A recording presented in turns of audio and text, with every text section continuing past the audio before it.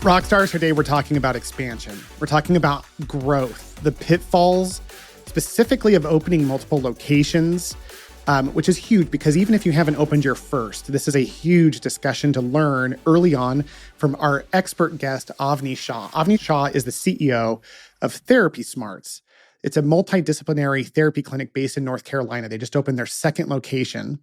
And so she's a speech therapist, my first on the show, which I'm super excited about because you'll get a slightly different angle of private practice in a way that will serve us.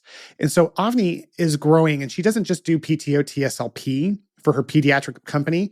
She also provides ABA services and psychological evaluations, mental health. It's a full gamut. She talks about which groups that she's used to help her grow, but the main focus of this discussion is how to grow. What is the benefit and value of knowing when, how, and where to grow? So guys, sit back and enjoy the show. So Avani, I am so excited to talk to you today. You obviously are a successful private practice owner in the rehab space. You have a multidiscipline practice that we'll get into unpacking here in a minute. But you just recently expanded to your second location. Yes, we just opened our second location in Chapel Hill, North Carolina. We opened our doors. We got the space on November 1st, and we opened our doors November 18th. Congratulations. That is such a big moment. It's like going from one kid to two kids. It definitely is. A little more challenging than that. Yeah, it's funny. People who've never owned a business don't know that, but it's very comparable to children. And I think that you opening your second location is like when you have, like in our case, we have 4 boys. When we had our second boy is when we got outnumbered or equally numbered, and it became intense. So how's that journey been for you as you've expanded? It's actually been very exciting. Yes, we've had moments of fear where, we were worried, how can we do this? Should we do this now or not? But I mean, we had outgrown the space where we are currently, and we know that we need more space so that we can help more children in our community. And this space, the new space that we have, is bigger than our current space, and we're super excited to help more children in a newer area. And are loving our space. We're about 75% of the space is ready to go, and we've already started seeing children there. 25% is a gym space, and that's still under construction. You brought up a lot. I'm so excited that you mentioned that. You hit upon a number of really important topics. As our listeners are thinking about expansion, I think it'd be really useful to kind of unpack a little bit of that journey so that people who have recently expanded or are planning to expand can learn from what you just did. First of all, what was the criteria for you to decide it was time to expand? How did you know it was time to open and expand to a second location? Okay, good question. One is we had set our goals for 2024 that, we are going to hit so many, we had set goals in terms of the number of children helped that we are planning to help. We had set our goals in terms of number of staff members that we will need. And with those goals set in mind, we knew that the space that we have is currently not big enough. We had started to meet our goals with the number of children that we had planned to help and the number of staff that we had wanted to hire. Space was the only thing that we didn't have. And in August, this space fell in our, we had been looking for a space to expand, just the right kind of the building, right? Because we were looking for a space that is a standalone building that we can do modifications, so we can build gym, as well as it has some outdoor space for children to go out and enjoy the nature too. So, it was hard to find the right space, and this space just fell in our lap at the right time, and we're very excited to be there. That is exciting. Rockstars, Avani said a couple things that are very powerful. The first is that growth was a decision of aligning with her values.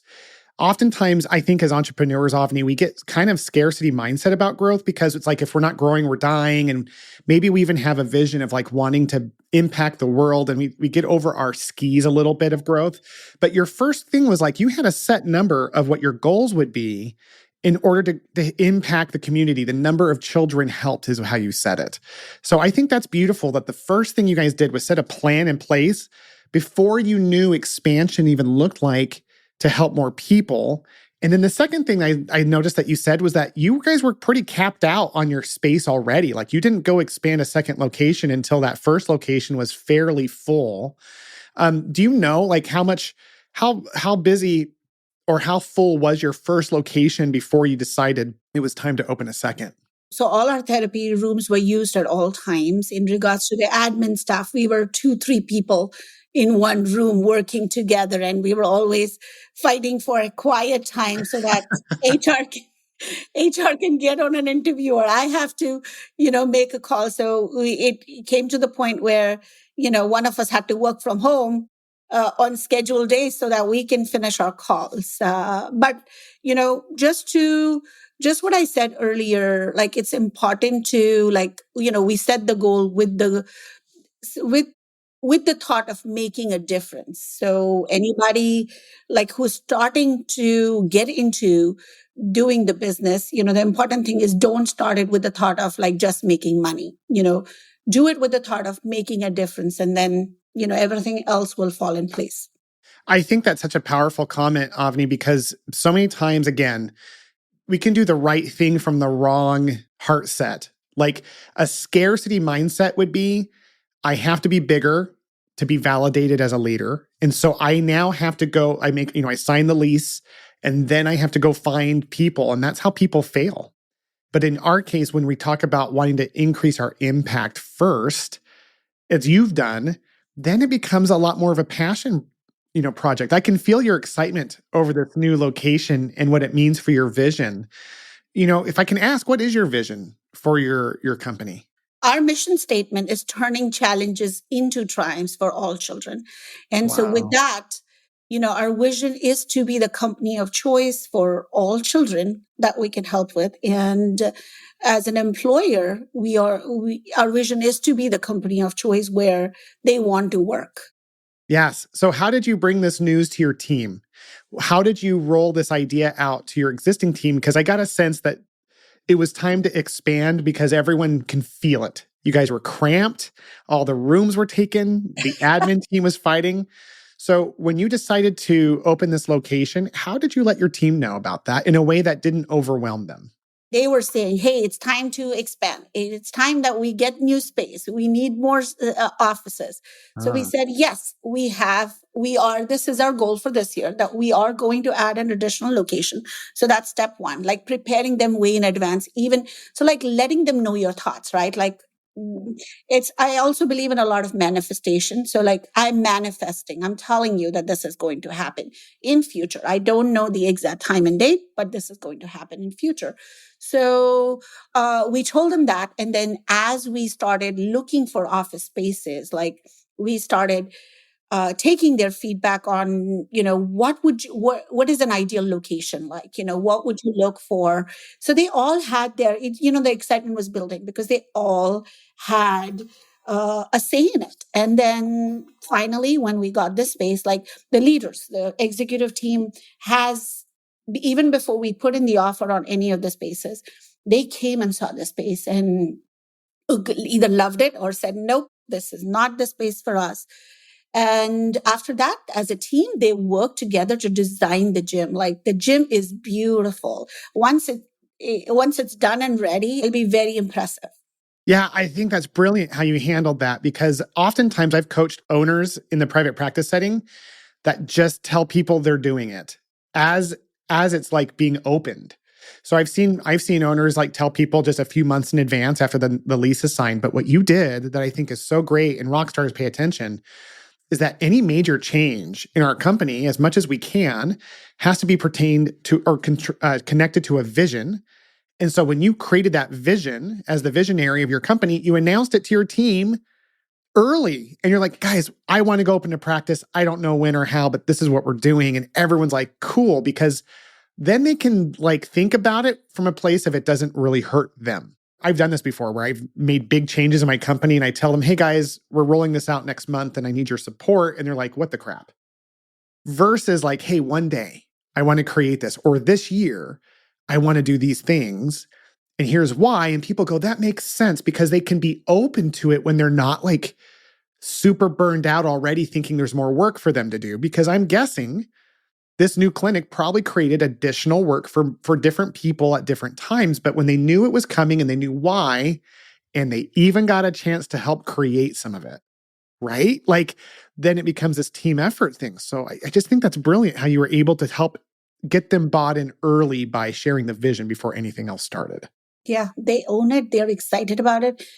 We also have therapist parents that show up at the new clinic to say, "Oh, my daughter helped design this space." So Wait, say that again. So your people, some of your patients even helped? no, not patients. So like therapist moms, right? Oh, family of employees. Got it. Family of employees will show up at the clinic and say, "Hey, I heard so and so told me that she helped design the space." And so they're very proud of, like, that it's their vision that's coming true, right? Like they are Um, putting in all this work that you are acknowledging, validating, and that you really value their feedback.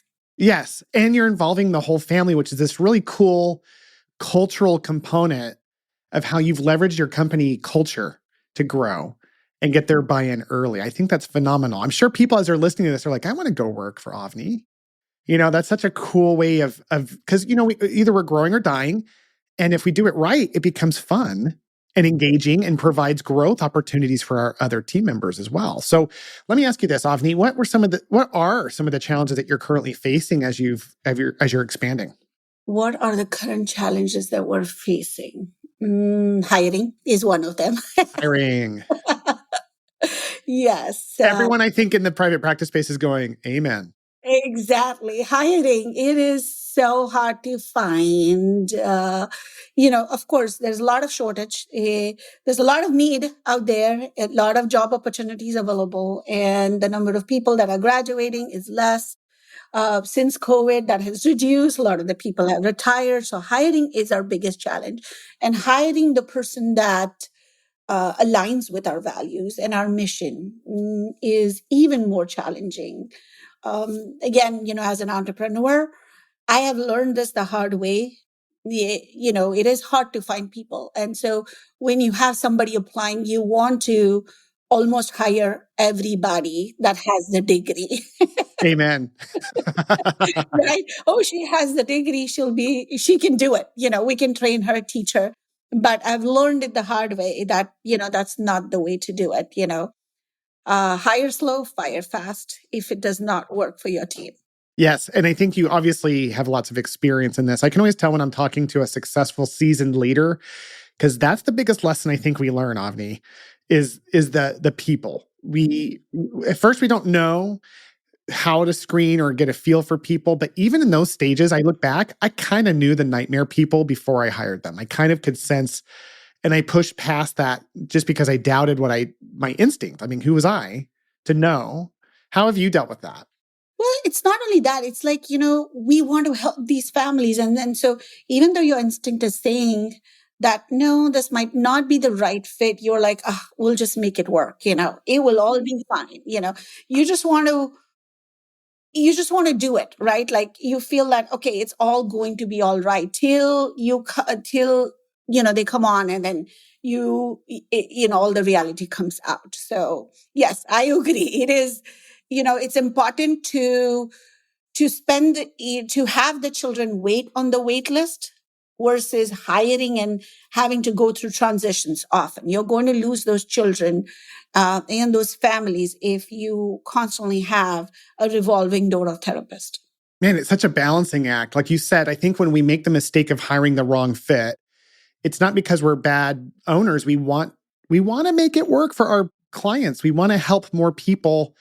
And to be honest, we're probably a little bit burned out. Like we don't want to do more work ourselves because we've already done more than most. So we make that mistake of bringing people on. And so it's a like you said, if we do that, we open that revolving door and people just come and go. And I get a sense, Avni, that your team culture is phenomenal. Like, I already know this based on like some of the things that you're mentioning as if I interview all these people. So, like in your case, do you use your team at all in the recruiting process to help you vet your people, or how does your existing amazing company help you when you're recruiting? Like, how do you use them? We first is when we're ready to hire, our HR will send out emails to the current staff saying, hey, we have these so and so open positions. So if they have any friends or family members in the field that are looking, they would refer them. Second would be when we have a process of interviewing where the HR talks to them, then we bring them on site and the lead will meet with them the and then they do a working interview where they've been given the goals of the child and then they jump in to see how they're working with that child, right? And so it's like a 3 to 4 people meet with them before they even finally meet with me. See, and I knew you had something baked in the way you said that. And I think that what's powerful about that Rockstars is that if we can do multiple layers of interviews, we get two chances. Number one, we get different eyes on the people to see if all the existing trusted team members are seeing this person as a fit. But then secondly, what's really cool is that from a recruiting perspective, a lot of these therapists, they've got like 30 different jobs. So they're getting mostly that ma and pa one interview. Do you want to join? Versus like those layers that you create, multiple team members can tell the same story, which creates conversion for people. They go, wow, what a wonderful culture. I want to be a part of this. And so, yeah, I think that's powerful. One of the things I know about your culture as well is that it's very diverse. You have a diverse culture. Would you mind speaking a little bit about that? Yes, we have a diverse group of people that work in our team. We are located in the Raleigh Durham Triangle.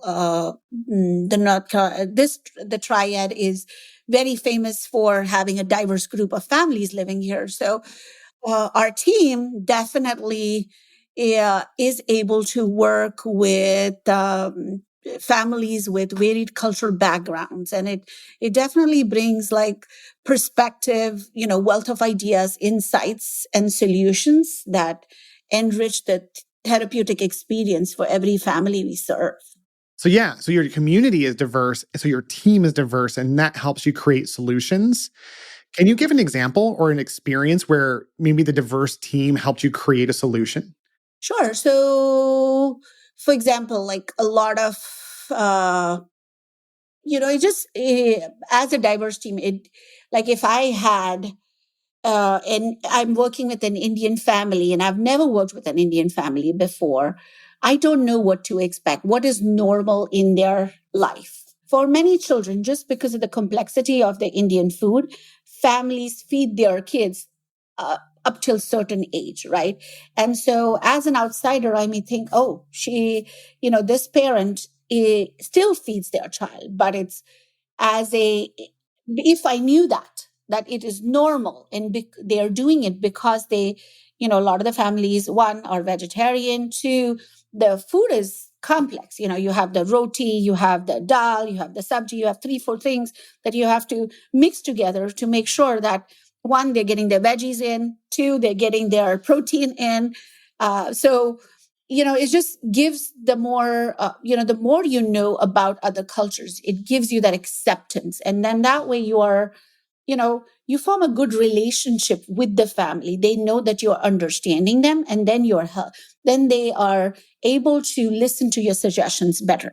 Yes, that makes a lot of sense. And it's interesting because, some of our listeners might be in a small rural town where there's not a lot of diversity per se in their minds of their patient clientele. But I think it's really powerful what you just said around how we could leverage diversity within our own team to create a greater knowledge base of how to help.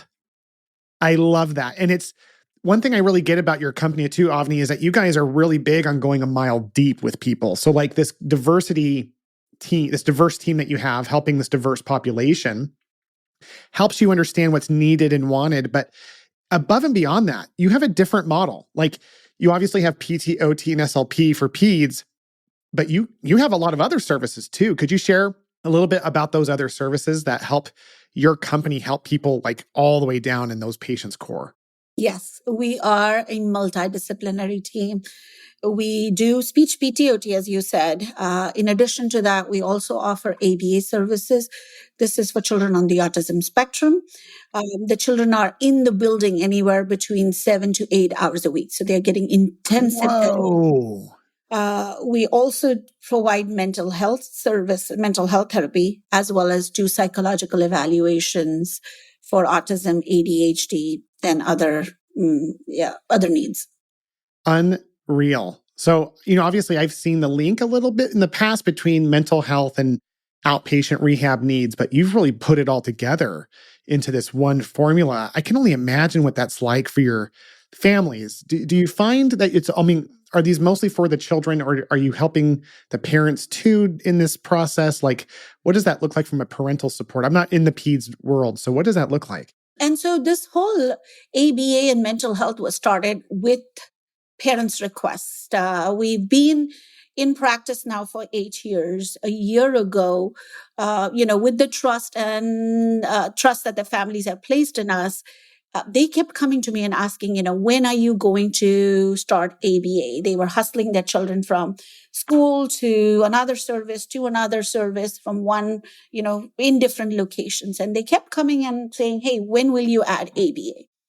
And so there are standalone ABA providers that are just ABA. And we used to go to ABA buildings to provide services, speech and OT. However, the collaboration never happened between the speech and the OT. Like, we did what we wanted, we thought was appropriate. They did what they thought was appropriate. And, everybody was all in different directions versus working on one thing for the child, right? And so then after a lot of thought, we decided, yes, we're going to start ABA. And as much we love it, it's like magic for our kids. A speech therapist will introduce something, and with the intensity of the services that the children get in the building, the ABA providers are able to carry that on throughout the day. And within a span of a week to 2 weeks, the child has mastered that skill, and, we can now introduce something else. So it's magical how much difference the children are making in a short time. Because as a speech therapist and an occupational therapist, you only see the child one to two times a week for 30 minutes to an hour. So with this intensity in the building itself and the collaboration that, the team does, it's amazing. I mean, we've only been open. We've been doing ABA for almost a year, and we already have 2 graduates. So it's very exciting. Hey, Rockstars, are you having a challenging time recruiting, retaining, or training your people? Then, man, am I excited to tell you about the Rockstar Summit. Guys, this is my personal event that we are launching on March 1st and 2nd. It is going to be 2 full days of nothing but workshops on how to solve recruiting, training, and retaining problems. It's very heavy on the recruiting side. We're going to show you where to find candidates that no one else is accessing so that you can get a leg up in the industry and grow the business that you deserve.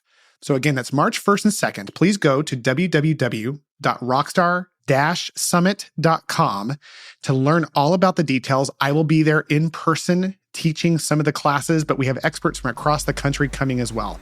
You do not want to miss it. I hope to see you there.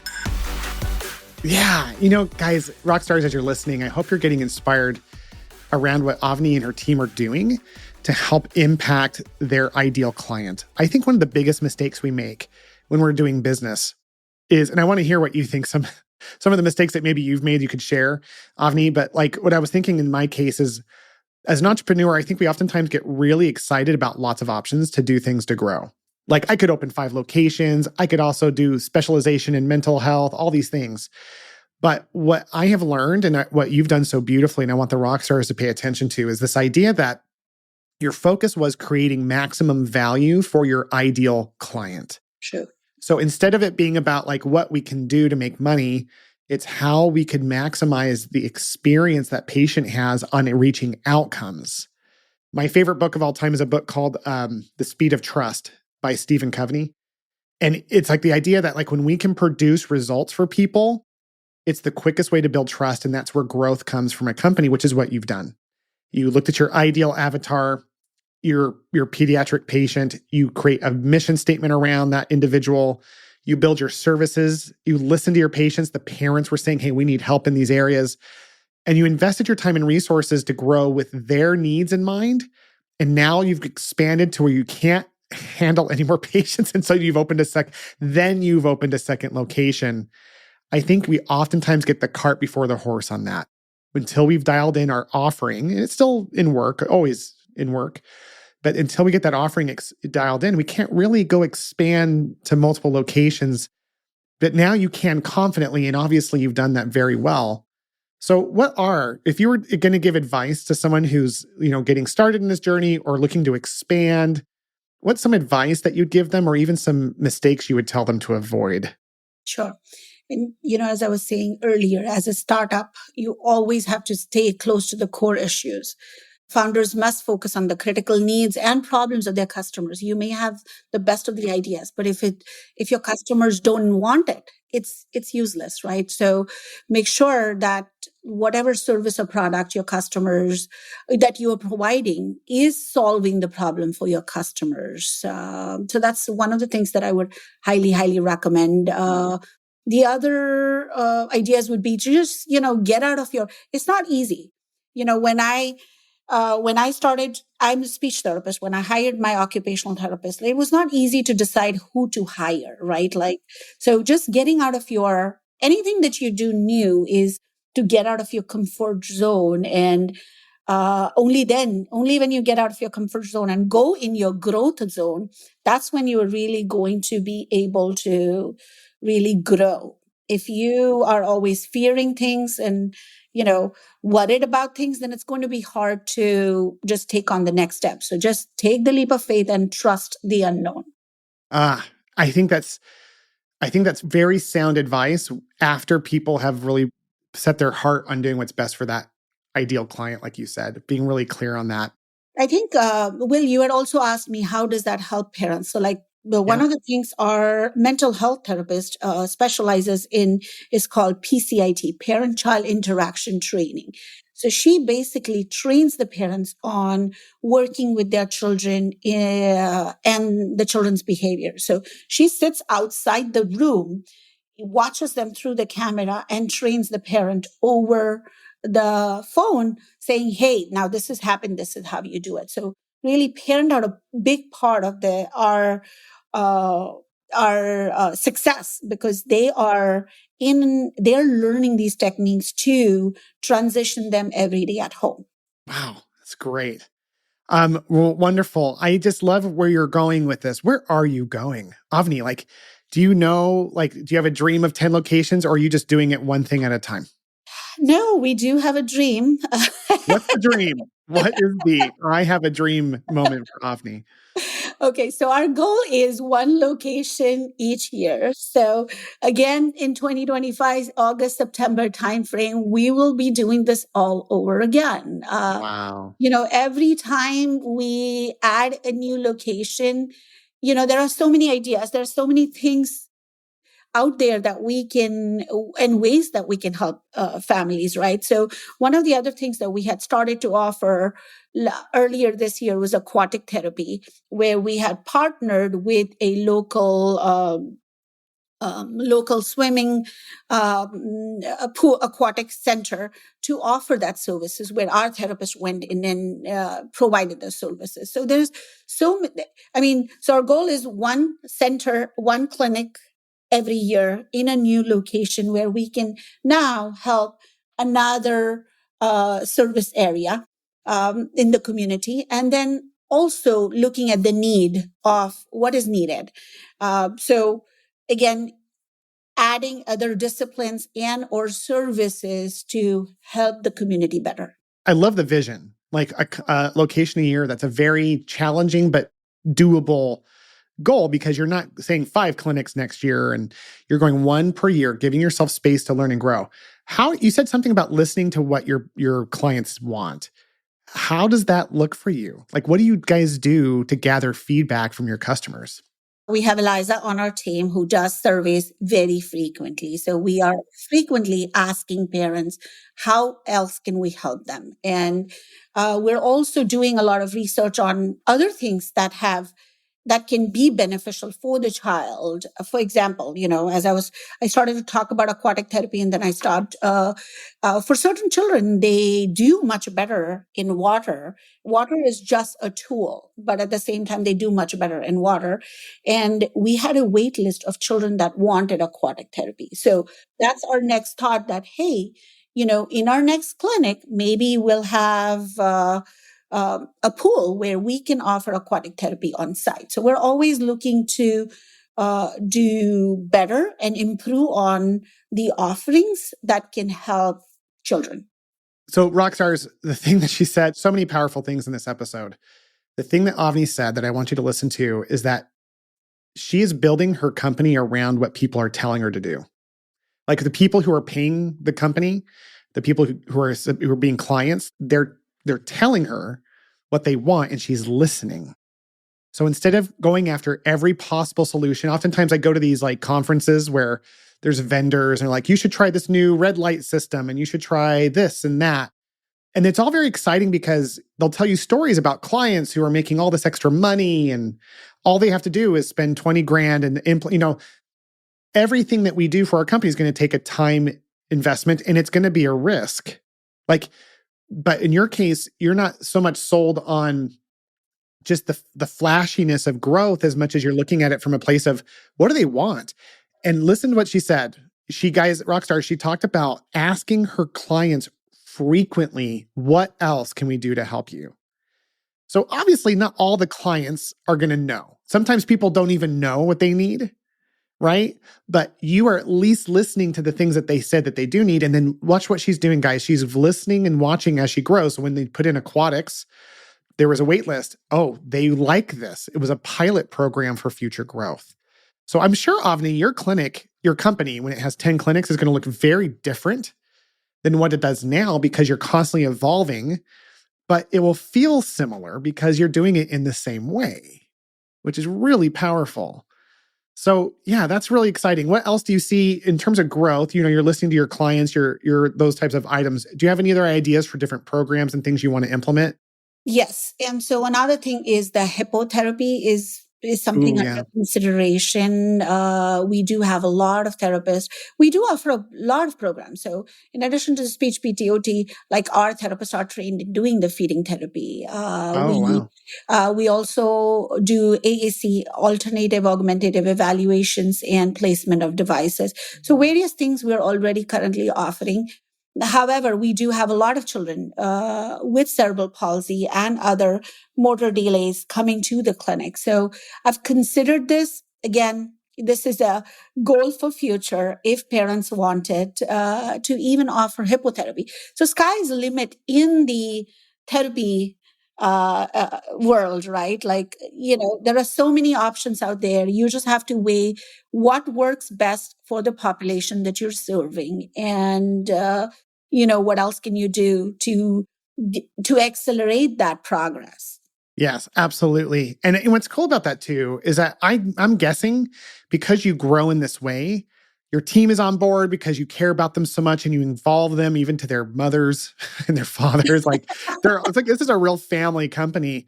But I'm guessing this is why you have such a magnetic culture as well. I'm wondering, with all this growth that you're doing, have you found that it creates job opportunities for development within your own team? Is this something that you're able to use to help people grow in leadership or in other specializations? It does. It definitely does. I mean, I myself had to go out and learn all these things. I'm a therapist at heart. I didn't know how to run a business. I did go out and seek advice on how to do this. Now we have an organization board, we have an org board, and we have hierarchies in there where every 5 team members under a clinical mentor, and then certain number of clinical mentors under a lead SLP, and then so every under a lead. And so every role comes with the opportunity to grow and be able to teach the skills to your mentees. Yeah, it's amazing. A recent LinkedIn study came out that showed that 88% of the people who quit their jobs in 2024 quit because they didn't see a future in the company for themselves. So a growing company like yours that's looking at creating additional training, certifications, leadership developments with an org board, I think that's one of the keys to retention that I've seen in successful companies like yours that I just want to highlight for the people listening, because growing centric to our clients' needs, but then using that growth as opportunities to help our team grow is the magic formula. All we need is just more people. Like that's a totally separate thing here. You can use it, of course, to recruit, but obviously, like in your case, that's going to be something I'm guessing you're going to be bumping up against as you continue to open locations, is getting the right people involved to do that. Agree. And, putting those layers in helps you, right? Like it takes away the toll of you needing to answer every question coming your way, right? It shows them that we're a team, that we're all speaking the same language. It helps manage more efficiently. So don't be afraid to promote somebody, give them more leadership skills. We are often, as leaders, we think nobody else can do something better than us. So, well, we have to give an opportunity to everybody. Everybody has different strengths, and just give them a chance to lead, and they will do well. I love that. So let's talk about some resources that maybe you could recommend. Is there any coaching groups or books that you like, anything at all that you could recommend to people that have helped you get to where you are?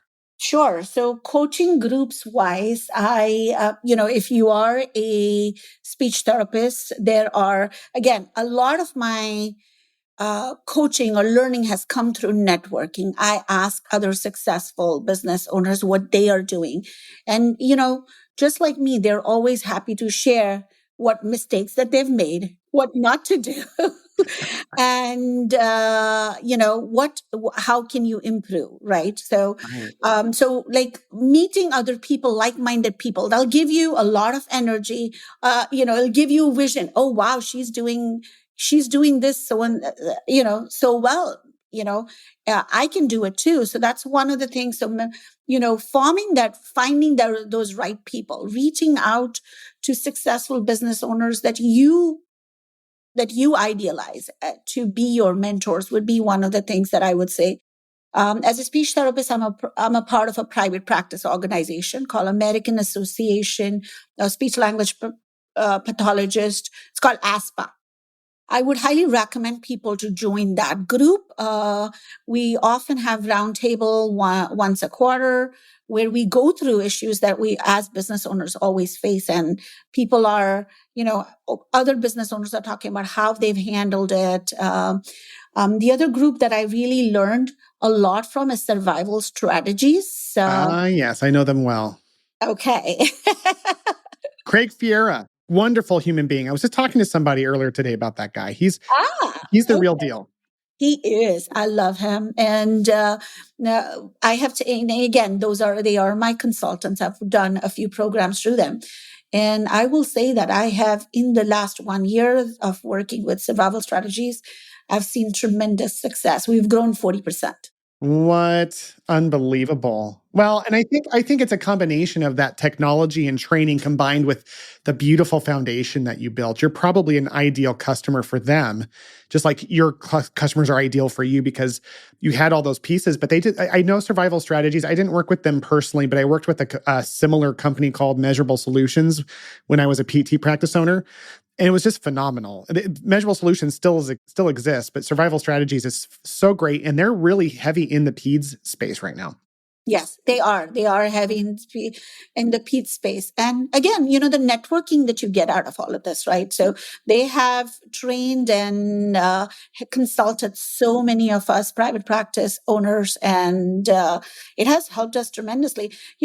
As an owner, you're always doubting yourself. Is this the right decision? And once you have learned how to do things, it's like now you can just duplicate, and they've taught us how to do it. So. My gosh. Any books that you've read that you recommend? Of course, by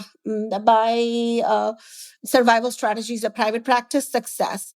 Outside of the SLPPT, we do a lot of investments. So, I forget his name. I go through this anomic aphasia at times. I like the medical. I like that you just, so what I tell people is I'm getting older and I can't remember. But what you said was anomic aphasia. I'm going to remember that every time I tell people I can't remember something. It's like just when I'm thinking of the name, it won't come out. But I can send you a list Yeah, of. I'll put it in my show notes of investment support that you get. And Exactly. Avani, it's been so great having you on the show. I think you're phenomenal. I'd love to stay in touch and maybe have you back if you're open to it to help kind of just update people on your growth.